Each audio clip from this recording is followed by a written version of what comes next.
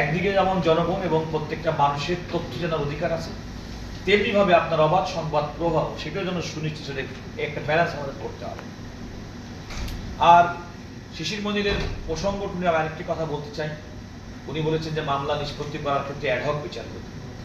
দেখেন, আমাদের বিডিআর হত্যা মামলা হাইকোর্টের কবে রায় হয়েছে, কতজন মানুষ ফাঁসির কাস্টে, এই বিশাল একটি রায়, সেটাও কিন্তু আমরা কিন্তু বিচার সম্পন্ন করতে পারি না। তবে হ্যাঁ, অতি সম্প্রতি এটাও কিন্তু আমাদের একটা ডেভেলপমেন্ট। নারী এবং শিশুদের দমন আইন, যে আইনের ভিত্তিতে এবং এই আইনের অধীনে মৃত্যুদণ্ডপ্রাপ্ত ব্যক্তিদের এবং সেই রেফারেন্সগুলো আপিলগুলো নিষ্পত্তির জন্য বাংলাদেশের মাননীয় প্রধান বিচারপতি অতি সম্প্রতি একটি বিশেষ বেঞ্চ গঠন করেছে। গত রোববার থেকে সেই বেঞ্চে 20টি মামলা এবং রামিসার মামলাটা আসলে কমপক্ষে 21টি মামলার বিচার হবে। আরও কয়েকটি বেঞ্চ আছে মৃত্যুদণ্ডের মামলা শুনানির জন্য।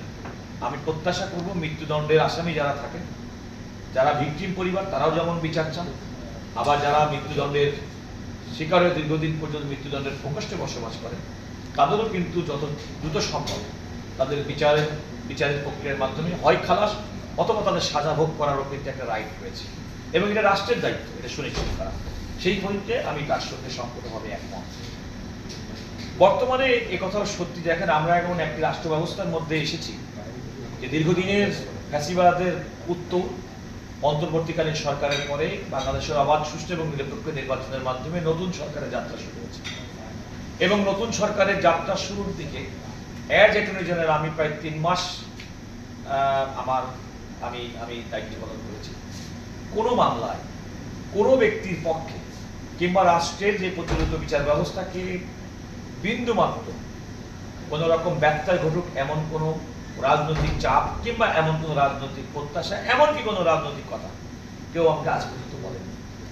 এ থেকে প্রমাণিত হয় যে বর্তমান সরকার, যারা দীর্ঘ বাংলাদেশের ফ্যাসিবাদের জাতাকলে পিষ্ট ছিলেন এবং যারা মনে করেন যে আগামী দিনে সুন্দর বাংলাদেশ উপহার দিবেন, তাদের পক্ষ থেকে আমার কাছে মনে হচ্ছে তারা বিচার বিভাগের স্বাধীনভাবে কাজ করতে দিতে চান।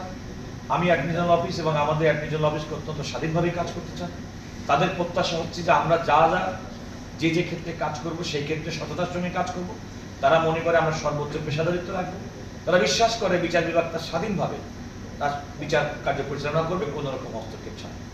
এবং আপনারা খেয়াল করে দেখেন, অতি সম্প্রতি বাংলাদেশের স্বরাষ্ট্রমন্ত্রী জাতীয় সংসদে বাংলাদেশের সাবেক আইজিপি জনাব বেনজির আহমেদের দুবাই, আবুধাবিতে গ্রেপ্তার, ইউনাইটেড আরব এমিরেটসে গ্রেপ্তার সম্পর্কিত কিন্তু একটি বিবৃতি দিয়েছেন এবং সেক্ষেত্রে সরকারের অবস্থান পরিষ্কার করেছে।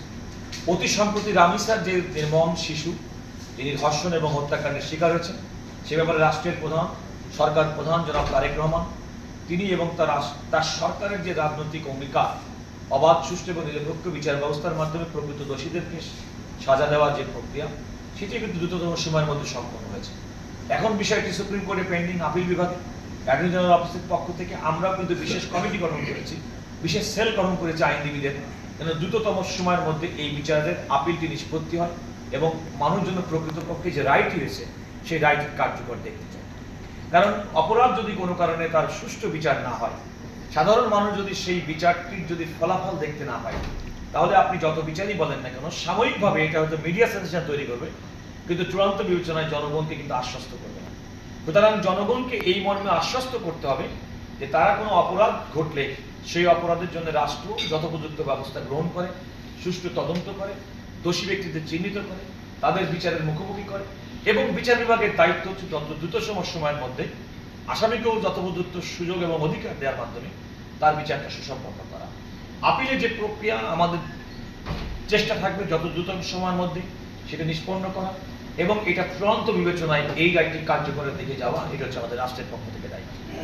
এবং সেক্ষেত্রে আমরা আপনাদেরকে এতটুকু বলতে পারি যে বর্তমানে আমরা যারা দায়িত্ব পালন করছি, আমরা কোনো রকম চাপ, কারো রাগ, কারো বিরাগ, কারো পছন্দ অপছন্দ কোনো কিছু আমাদের কার্যক্রমের ক্ষেত্রে কোনো রকম বাধা সৃষ্টি করছে না এবং আমি প্রত্যাশা করি আগামী দিনেও সেটি করবে না।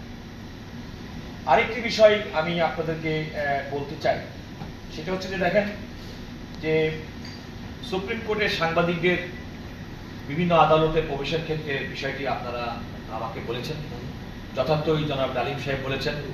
আমি দায়িত্ব গ্রহণের পরে বাংলাদেশের মাননীয় প্রধান বিচারপতির কাছে বিষয়টি উপস্থাপন করেছি।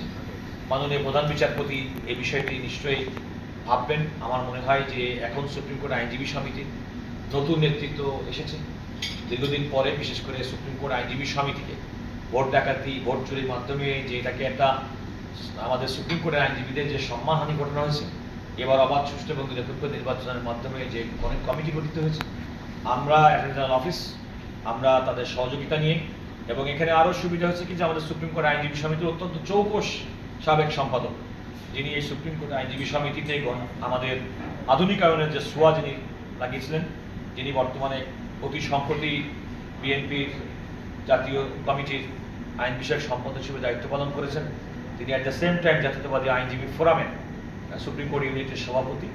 আমার মনে হয় আমরা সবাই সম্মিলিতভাবে যদি বাংলাদেশের মাননীয় প্রধান বিচারপতির সঙ্গে আমরা যদি আপনাদের এই বিষয়টি বলতে পারি, আমি মনে করি নিশ্চয়ই উনি আমাদের এই বিষয়টি বিবেচনা করবেন।